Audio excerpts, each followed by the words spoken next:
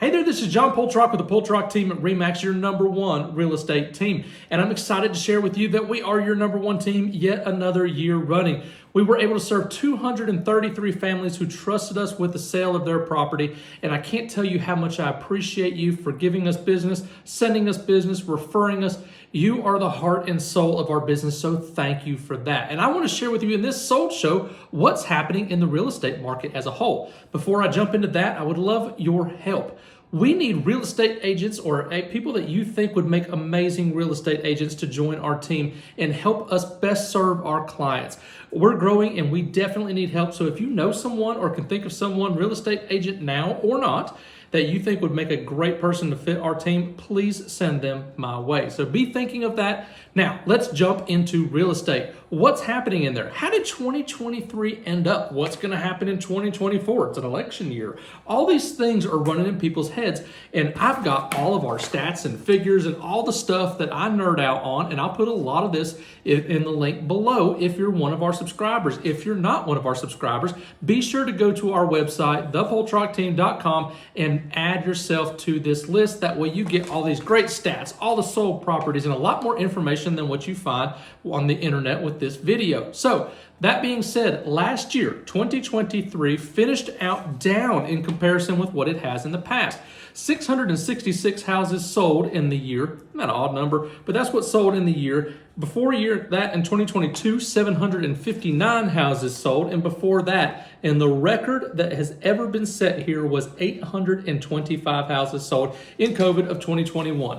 That is staggering. We may not meet that number ever again. Who knows? But it has trended down just a little bit compared to what we saw in that hike and getting back to a normal, healthy market. Now, what's interesting is when I compare what happened as far as stats over those years, 2023 finished out really strong. You've got a total supply of 3 months of inventory. That means that we're still in a seller's market. Inventory is short compared to what it has.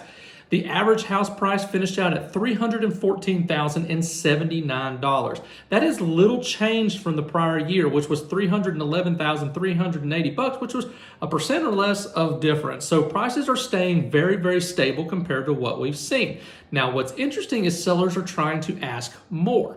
The average asking price this past year was $322,958, but the year prior was $304,900. So sellers are getting a little bit higher of a spread versus what they're getting.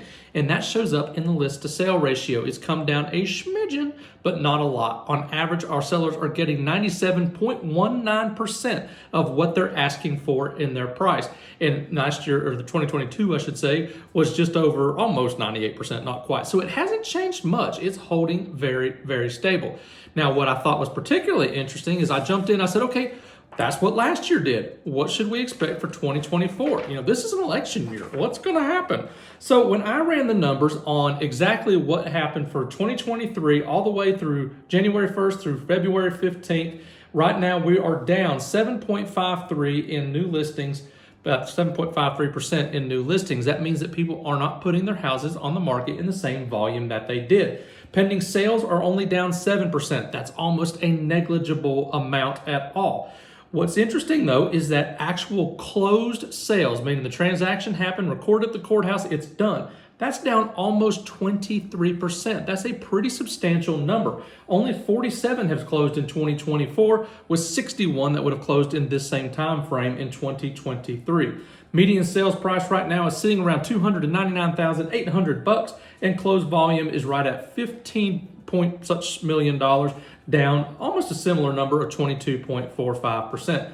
Days on market is ticking up compared to what it had last year. We're right now sitting on an average of 170 days on market so far this year, compared with last year at 125, which has been normal and steady and pretty solid for years prior to that. So these are all these changes that we're making. But what I'm wondering is how does that stack up compared to an election year? Well, interestingly enough, I decided to pull back some of our archives.